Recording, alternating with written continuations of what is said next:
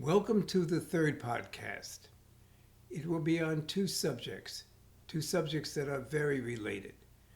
The first is the cosmos and evolution and how God is so meaningful and so connected to evolution.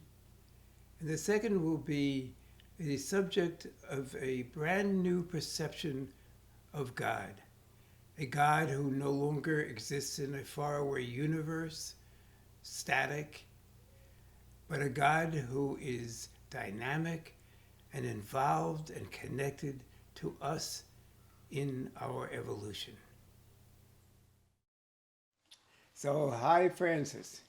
Here we are in our third, can you imagine, third podcast? And the first was an introduction. The second, we set the tone and talked about the cosmos. And tonight, we're going to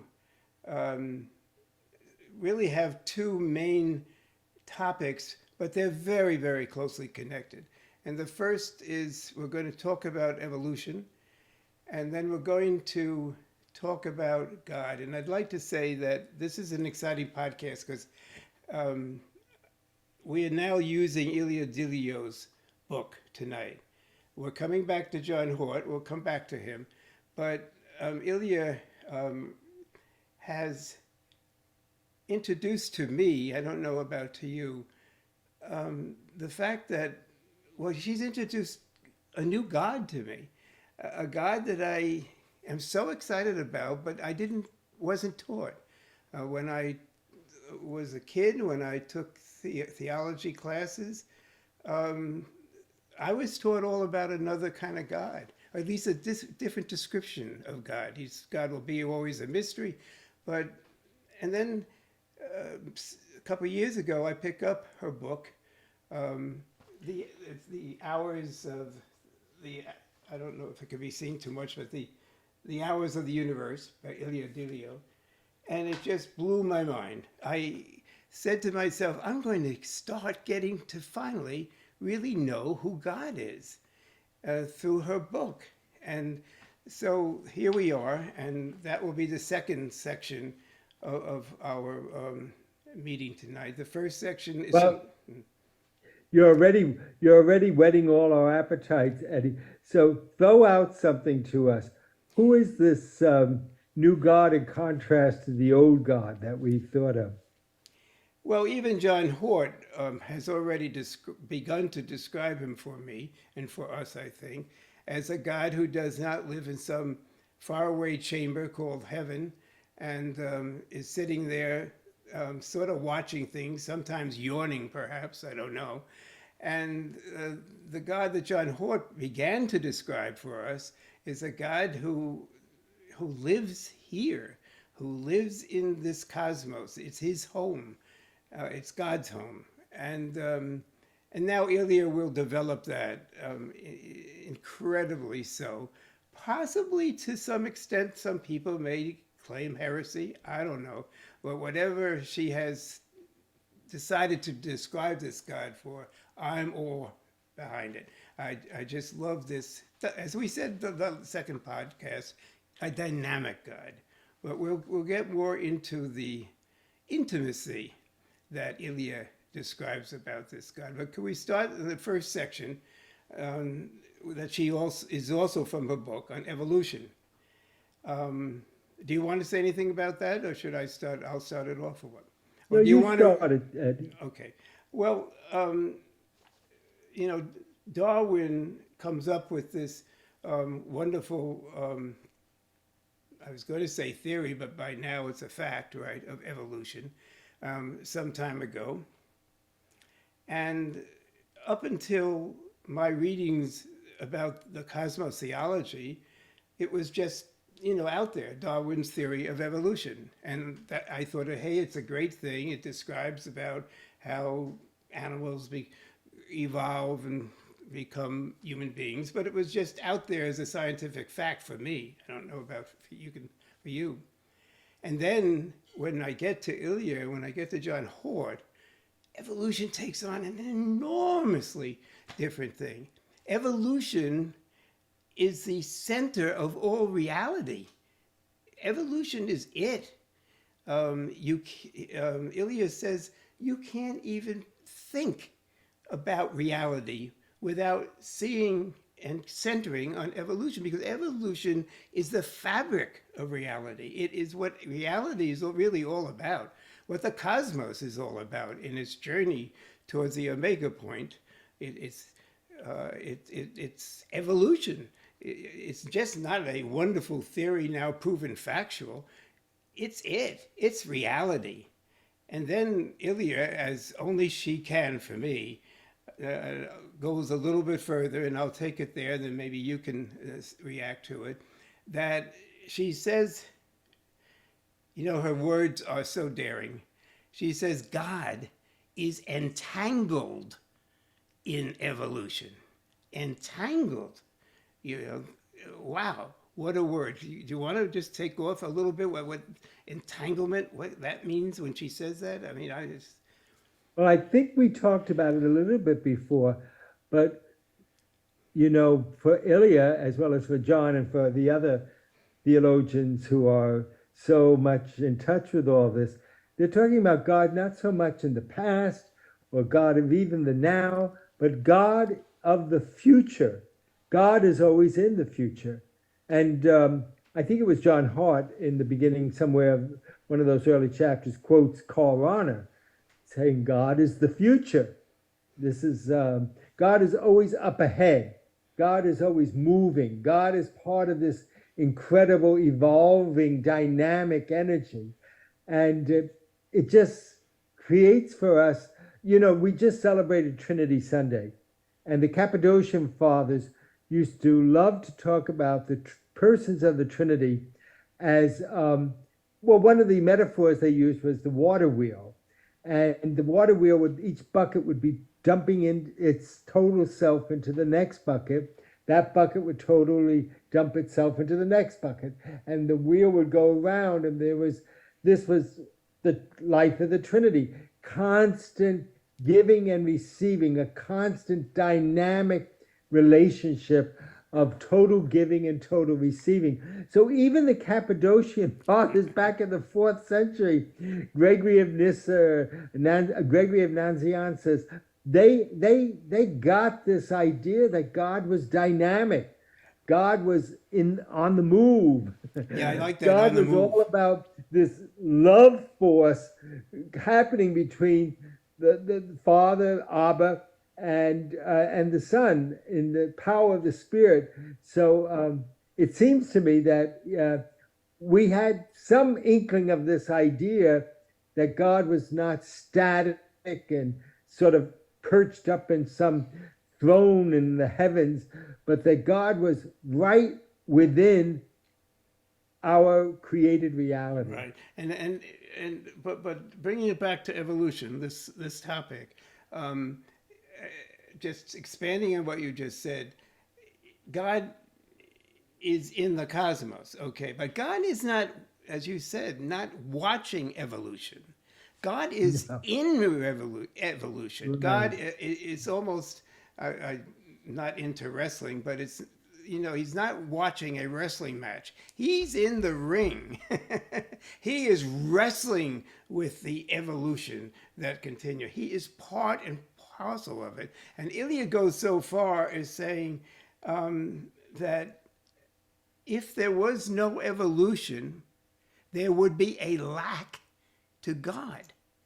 That God, not in God's essence, but in God's movement, God is connected to the movement. And she dares to say, and I just love her daring sentences, that if there was no evolution, if there was no cosmos, there would be a lack. God wouldn't have this wonderful thing to wrestle with, to move with. As we continue, we're going to see more and more from her writings that the entanglement, that God is not watching evolution, God is moving with evolution. She goes so far as say, well, go ahead, you were going to say something. No, well, she has that. This is where, if Ellie were here, I want to say, help us understand this more. And if we can get Kathleen in on this conversation, our home theologian, I want to help us to understand better where Elia wrote, "The world is creating God." Now, Talk about talk about daring. talk about a statement. Talk about that's how, in some sense, connected the cosmos, the world, and God is. That she dares to say that there'd be a lack in God if there was no cosmos, and it's almost like God needs to move, needs, and she says he's a changing God, not in his essence, but as time goes on, as people do things and God forbid wars take place and peace takes place, God is there moving with this evolution, moving with this cosmos. Um, Go ahead. Well, what about when she writes, this is, I wrote this down, movement from unconscious matter to conscious matter, from unreflective matter to self-reflective and personal experience. This is the birth of God in evolution. Yes, exactly, exactly. And she comes a little bit philosophical at one point where she says that God is pure consciousness. And so our consciousness is God dwelling, when consciousness took place in evolution, she also then says, another sentence, that was the birth of God in evolution. That was God finally,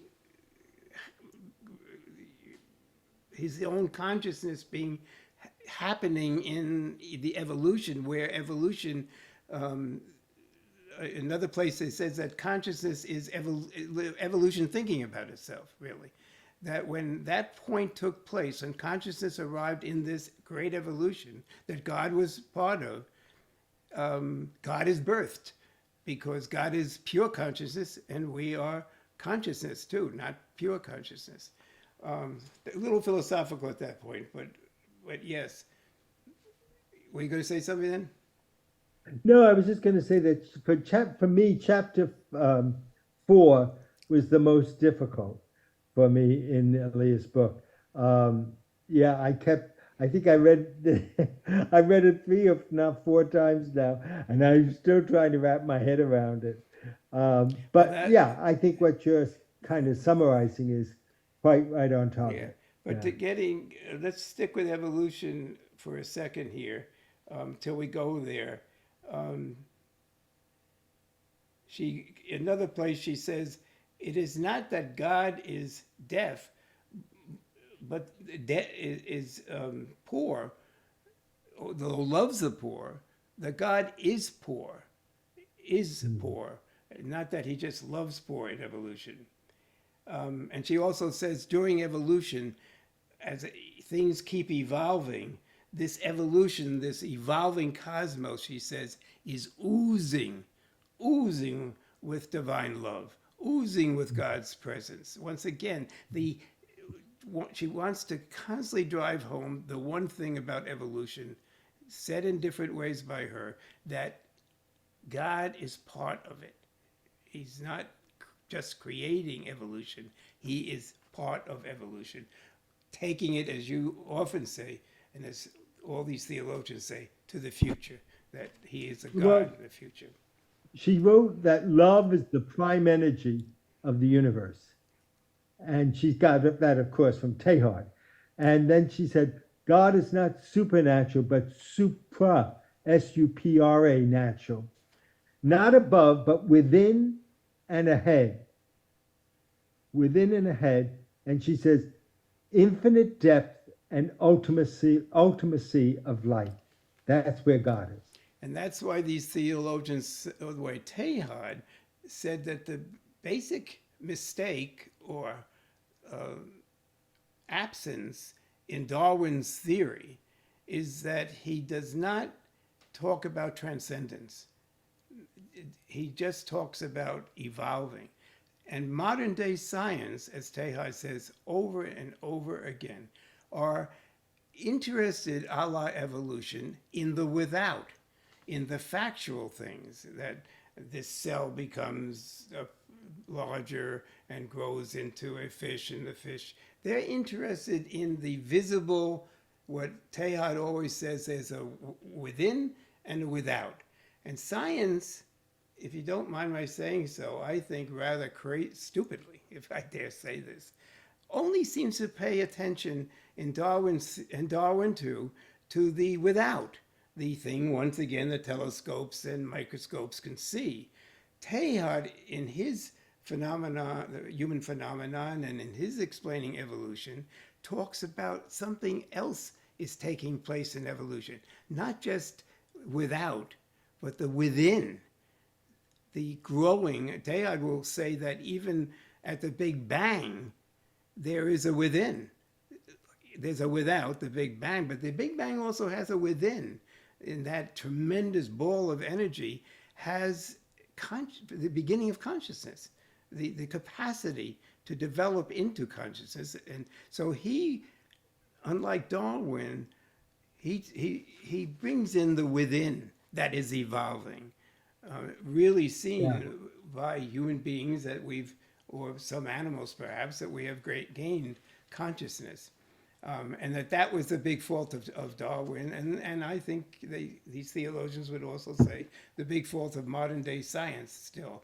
They don't seem to want to talk about or examine the growth, the evolving within. The evolving within. I mean, just look at the difference between a wonderful caterpillar and us. I mean, they're all God's creation, but there is a within that's growing there.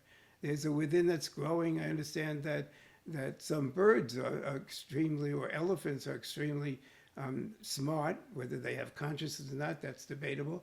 But there is a within in evolution, not just a without. And that's probably the biggest important thing that Ilya says, plus the other one being the entanglement of God, and that God would be lacking if there was no evolving cosmos. I'm not sure if this is substantiating, but recently, well, just yesterday, at a little luncheon I was having with some folks, they shared that they were in one of these safaris in Africa, and and I forget what country now, I'm terrible at this stuff, and there was this wonderful herd of elephants that they were watching and following, and they went into some kind of elephant breeding ground. But at the very head of the breeding ground, there was an enormous skeleton of a former elephant who had been like the head of this major herd of years back. And he said every elephant that entered that breeding ground first stroked the skeleton of that ancestor elephant. Wow. Now tell me if there isn't a within. Yeah. I had an experience. When it was much cheaper to have safaris many decades ago, I went on a safari to 3 countries in Africa, and we were in a jeep, and we stupidly got in between a mother elephant and her child, and she started running after us. And the guy driving the jeep said, "We are now in danger." But then all of a sudden, she disappeared. And we thought, well, I guess she just gave up. You know what she did? She knew the jungle better than our guide did. She was able to go around and meet us in the front. She knew how to get a shortcut. We were heading, and all of a sudden, she's in front of us. And she had the brilliance to know her homeland far better than our guide knew, who was driving the jeep. But anyway, yeah, I do want. But it's an example of what you're talking about, the within. Yep. Yeah. Yeah. And it took Teilhard to say, wait a minute, evolution isn't just genes and the without. There's something going on within, you know? And once again, you know, everyone talking about AI, you know, we may be watching, or we may not be watching the next step in evolution where there'll be a higher consciousness. We know one thing, that the cosmos is zooming ahead, and our level of consciousness cannot be the last of evolution. Whatever is going to come next will be more evolved, hopefully more peaceful and more caring and more loving, and not warfaring. or anything like that. But anyway, um, so Well, all I can say is I have no doubt that it's got to be more evolved than me.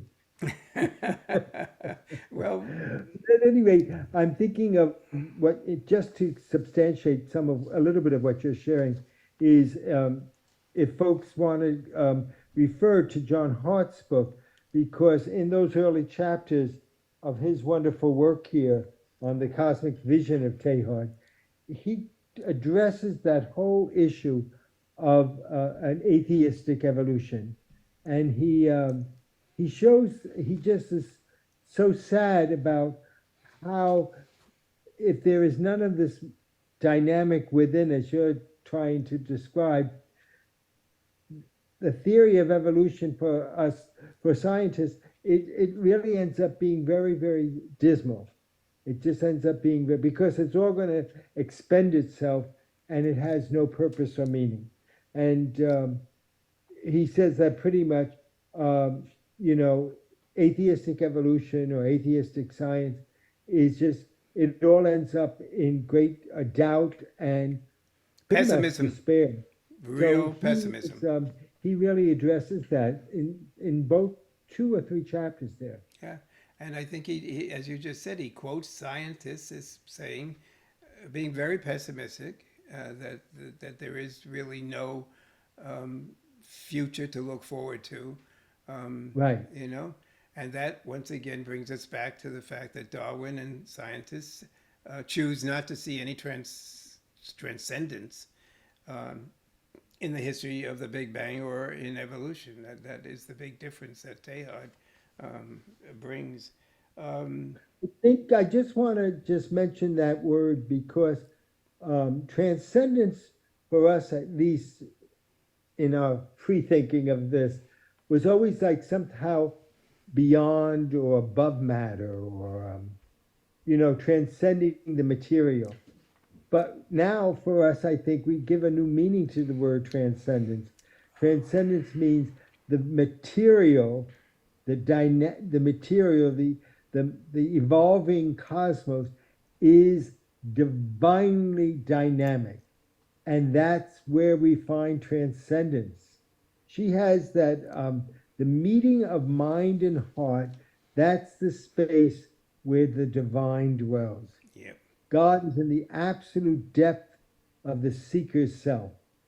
And so the transcendent dimension is within the material, Yeah. if that makes any sense. Well, once again, it's the entanglement, it's the relatedness between God and evolutionary cosmos, the tremendous Right. relatedness. As you just said, I'll say it in a different way. Transcendence, before I was introduced to these theologians, was a transcendent God in heaven. And transcendence, I'm glad that you brought that up, and I don't even think I've seen that in the books that we're reading, that transcendence has taken on a whole new note, which you just described so beautifully. Transcendence now says it's a transcendent God, entangled, connected, totally related, and in some important sense, I want to repeat, necessary to evolution, as evolution is necessary to God. They are so bound together. That is so magnificent. You know, this cosmos Well, that we're living in yeah. is this. The old idea is of give up the world, become holy, leave the world, you know, and only pray to God somewhere. Now, this is somebody said, I don't know if one of our authors, sacred evolution. Evolution is sacred, once again, because of the connectedness and relatedness of God to it. It is so Well, holy. yeah, and I don't want to, I know I said this the last podcast, but when Kathleen first introduced me to Evelyn Tucker, and then her masterful work with Brian Swim of putting together the universe story. So I first read the book and then I saw the amazing film. The whole experience was sacred. Watching that universe story is just an invitation into the sacred. Yeah. When it's just, it blows your mind. and the whole dynamism of evolution is a sacred energy. And that's why Teilhard says, love is the energy. Love is the energy. She quotes this, she has this, love lies at the core of all energy, and our personal being holds the whole universe in being. Love. Mm. So there's the transcendent reality. See, for love is truly transcendent, yet. And she says, in the words of physicist Paul Dirac, I don't know if that's the correct pronunciation of his name, pick a flower on earth and you move the farthest star. Love entangles the earth and the stars. Yep. Isn't that gorgeous? Oh, it's wonderful. It's wonderful. I also love her in her chapter on evolution where she said, or I think she quoted somebody, that God is a beggar, a lover, waiting at your door, and it's up to you to let God in or not. That God is in the cosmos, is in our homes, is in us, waiting for us to invite God in. Um, as part of evolution. You know, I think we are starting to leave evolution and get into that chapter 4 that that for me really turned me on. I agree there were some very deep things in it that perhaps I couldn't totally understand, but chapter 4, which has to do with what I have named. By the way, I didn't even name this podcast. This podcast is Evolution and the New Cosmos God. And at this point, we're going to leave our thoughts on evolution, and not that we can really leave them, and concentrate on what Delia has to say in chapter 4 about this God, this God. Um, um, She mentions, I'll start off by saying that reality is the incarnation of God. That reality really, you know, it occurs to me that you can't leave evolution. You've got to bring it in everything, and because we're talking about that when she quotes that. Um, uh, what did you get out of that chapter? You said it was a tough one, but I thought there were some beautiful things in it. Well, I think I've quoted several things already from that chapter, but that God and the world are the process of becoming a new reality together. That I love. Yes, that is so wonderful. That reality is changing, and reality is changing because of this God's presence in it with us as agents. Now that we have at this point gained consciousness with God, um, I love that the reality is changing. Reality is not just what the Webb telescope is seeing. It's changing constantly, minute by minute, second by second, through this wonderful presence of this incredibly loving God. And that's a new concept to me, that reality is not the same, you know? Yeah, I want to say that, and I'm not trying to in any way gainsay what you just said, but it is in the observing of the unfolding of creation, in the way science today can see through their various instruments, creation actually happening. That is, cells coming together and the interdependence of everything. That is God. Yeah. And we're not saying that as if we're pantheists, but that is our glimpse into the divine, seeing through those instruments, seeing what we've been discovering. I mean, when you think of the Hubble telescope and these incredible revelations now for us of outer space, this is seeing, for me at least, maybe I'm wrong about saying this, but I think we're seeing God. Yeah, and Does we're that all, make any sense? yeah, I don't know. Perhaps I've been talking down science a little bit and talking about Darwin and modern science, but this whole cosmos theology is that science is just enlivening us. And when you look, when the Webb sees maybe, I think, 500 million years back, and then sees, maybe let's say a billion years back, a billion. It's seeing reality changing. It's seeing the whole reality. It's seeing almost at the Big Bang, not quite there, but almost there, and it's watching back as galaxies form and form and form. It's actually watching the evolving, transcendent, sacred evolution taking place with God present in it. Yeah, and a new reality, a new reality. Um,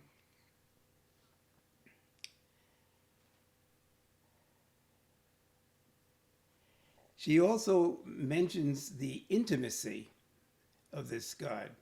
That the mistake that many of us make is that we see God more as a concept, and rather than an experience.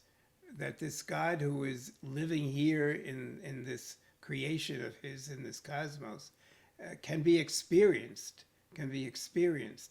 What ways do you think it can be God can be experienced? Well, I think that, forgive me, I'm just sort of, but I think that the incredible contrast that we're getting here between how you and I were formed and many people in scholastic philosophy and then scholastic theology. And God is in that really is an intellectual concept, whereas God is unchanging and God is can never be affected and God is always in this eternal now and God is and what we've got now is something that is totally truly, as you said, heretical to scholastic theology, which is based on scholastic philosophy. um, I just can't help but think that that's what is so hard right now for us as a church that has basically built its whole framework, even moral theology is based on scholastic theology, and it's going to be a major adjustment for the Catholic Church and for certainly a lot of Christian traditions to catch up to what this science is clearly demonstrating for us. So I think what you were saying before about God being intimate. So if God is encountered in this evolving sacred reality, then God is part of everything and everyone, which I think is what the Eastern Church emphasized so much more than in the West, particularly through the whole mystery of the Epiphany, that then she writes in chapter 5, I think, how God cries when we cry. God suffers when we suffer. It's not a distant God sort of being just empathic, but God is actually within our reality as we are within God's reality. Yeah. I'm sorry for Yeah, going on. Does no, that make no, any sense? no, and giving another example that just came to me about. She mentions in that chapter, she starts that chapter off by saying somebody was very kind to her when she fell down in a subway, and that, in a sense, was an experience of God, His kindness to her. It just occurred to me that I have a very close friend whose husband died and who is living in complete loneliness in an assisted living place in Chapel Hill, North Carolina. There is a man who knew her husband who has decided he's a very successful accountant with a huge practice. For some reason or other, he has decided to visit her and to help her. He hardly knows her. For several years since the death of her husband, he's been coming over. His name is Bill, and he just helped her, because of her dementia, to accept the fact she has to leave the house and go to live in more of an apartment where people are. And so I called him up and I said, I didn't put it exactly as I wanted to, that you are God, Bill, and what you have been doing for the last couple of years for no reason at all except that you just are so loving. But I did say to him, you know, Bill, I don't know if you believe that we're eternal, but I do, and I think you're going to have a wonderful life when you pass over for all that you've done. But that you experience God in these conscious beings, and their love at times. You know, hold a door for somebody, and you are helping the cosmos continue on. You know, by being kind to somebody. You know, it's all around us if you believe that God is dwelling, and as you say, crying with us. It seems to me that in God becoming, according to Christian theology, a human being, Jesus, was God's way of proving his love, yes, but also that he's capable of having fun at a cocktail party, at a wedding, crying when he's told that his best friend just died, sobbing, not even wanting to go there to see him dead, because I mean it's almost God's way of not just saying I love all of you, divine love, but I want to be intimate with you. I want to experience with you what you are experiencing. I want to be entangled with evolution, the cosmos, and your lives. And that is intimacy, if ever I've heard of one, right? Tremendous intimacy.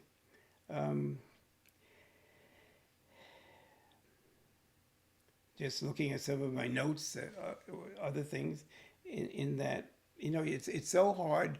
I really urge people two things: to read this book and to be exposed to her beautiful writing, which is difficult to manifest to people.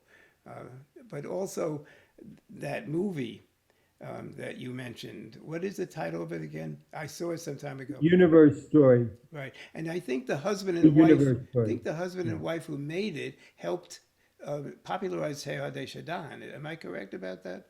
That the Oh, whole they're very movie, much Chardinians. Yeah. yeah, the whole movie really is based on him, huh?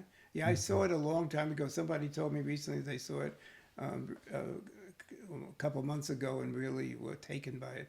I'm sure it's up on YouTube. It is. I'm pretty Is it? sure. Yeah, Yeah. yeah. Um,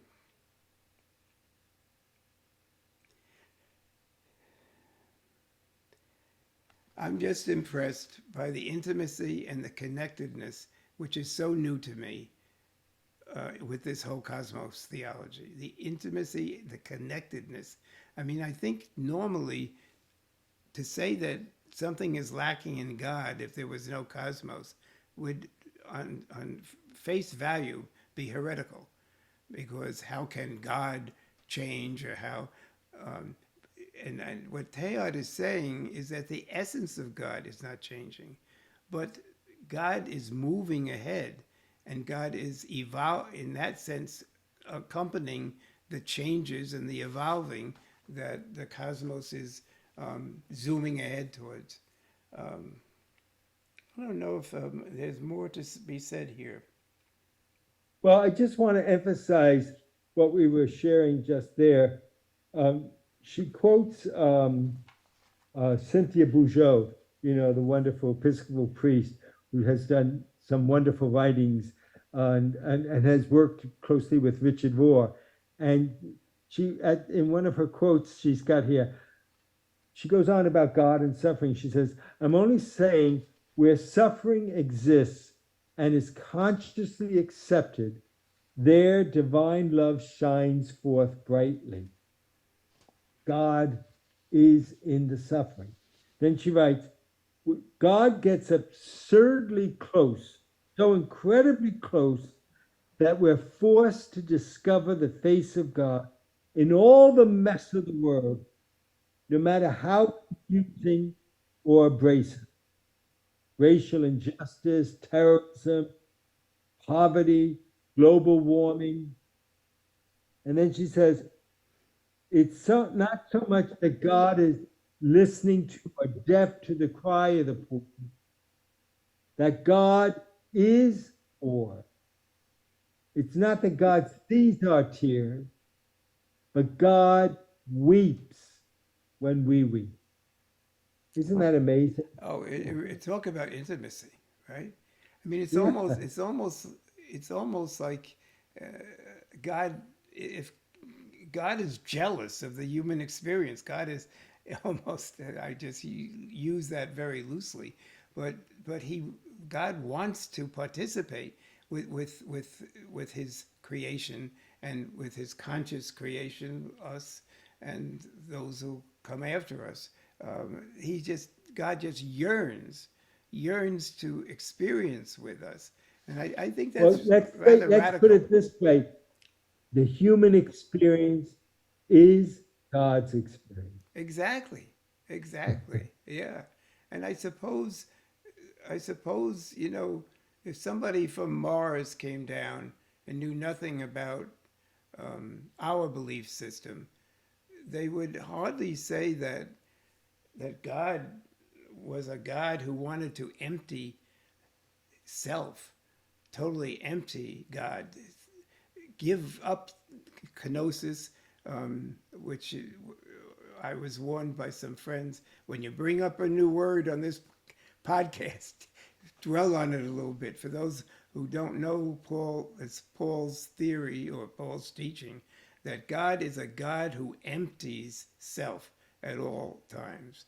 And you see that in God emptying divinity, if you will, in a sense of becoming a human being, which is, of course, our belief system, and showing his divine love for his creation and his beings, from a caterpillar to us, to a tree, to whatever, that he is willing to even suffer himself, suffer pain, suffer pain. I mean, it wasn't just that he came to to see what love is like, what human love is like.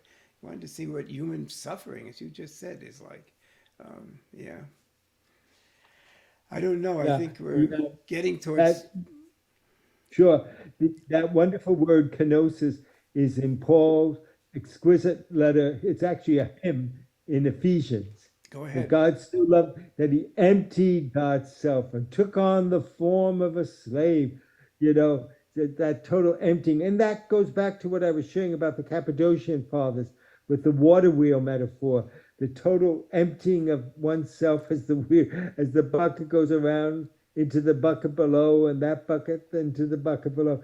The total giving and receiving. They have another Greek word the Cappadocians used was perichoresis, and it means the go around. It's a dance around, and it's the where our word choreography comes from. Ah, It comes from that Greek word of the going around of God's love, ever giving and receiving, ever emptying God's self for the yeah, sake of love. yeah. I mean, that is what love is, isn't it? If it, whether it be human love or whatever, whoever it loves is emptying themselves for the other. So it really, Correct. I Yeah. suppose, even if we hadn't heard about our faith system, and you just logically looked, well, who would this supreme being be? You'd have to really conclude it would be a pure love, and if God is pure love, then what else but to empty? That's what love is, to empty oneself for the other. Yeah, which God certainly demonstrated magnificently in our Christian faith. Um, Well, that's why Ilya, at the end of the chapter, talking about that young man who helped her, stayed with her after she had that terrible fall in the metro system here in Washington. And she said, when she looked at that young man's eyes, she realized she was looking at the face of God. yeah, and in some sense, the intimacy of God is that He depends on us. I mean, we're the ones who can demonstrate divine love, the divinity living within us by acts of kindness such as that, right? Yeah, Yep. Saint Teresa of Avila said that we were God's hands, God's eyes, God's feet. that, if we don't do it, people ain't going to know God. Yeah, I just thought of a phrase of Richard Rohr that I have always loved. I don't know how often he's repeated it, but that God is so intimate to us, Rohr said once, that if you have a wonderful new positive thought in your head, it probably didn't come from your brain. It came from the God dwelling within you, who is Mm. manifesting God's self, God's love, and asking you to please manifest it. I need, as Avila said, Teresa, I need your hands. I need your coming to help a 90-year-old woman survive in her loneliness, as that guy Bill did. Yeah. I love the way that you said her last words in the chapter. How did you know we were almost time? Because I think we try to keep to around 30 minutes with this. Kathleen doesn't know it yet, sister. For those of you out there who don't know who we're talking about, our dear friend, Sister Kathleen Degnan, who is a member of our worship community and our local wonderful theologian who's published books on Tehad and was the head of the Tehad Society. We hope to, in our next podcast, to lasso her in and see if she would. I know she would. I know that you and she have worked together so much, and I am honored to call her a very dear friend. So I think our next podcast will be that. Can I just throw out some ideas I haven't thrown out to you? Um, Sure. there's a bigger thing to this cosmos theory. Once we think we have tried in our groping way to explain this to people, um, I think the cosmos theology, the marriage that you and I have been talking about, and all these theologians, between science and religion, I think all religions can fit into it. I think all religions can, if you will, fit into a meeting place of cosmos theology because the different beliefs that every religion has, it seems to me, can fit into cosmos, what we call cosmos theology. Um, uh, hadn't mentioned that to you. What do you think? Well, before when you were talking, I forgot the particular point. All of a sudden, I was thinking of that, from the Hindu tradition of the energy and how the energy that people created and the whole idea of karma, bad karma, good karma. And then I was thinking the Buddha has the same sort of understanding. So yeah, I think that all I can say is that I think there's a great consonance and a rich minefield here for interfaith dialogue. Yeah, and my dream is that there would be a organization based on cosmos theology where you would have representatives of all the religions meeting maybe once a year and sharing how science is contributing to their various beliefs. I always think of the different beliefs of religions are like just different um, ways of talking, English, Italian. It's all about God and it's all about a cosmos God. Because whether you're a Hindu, a Muslim, we're all in this cosmos, whether we like it or not.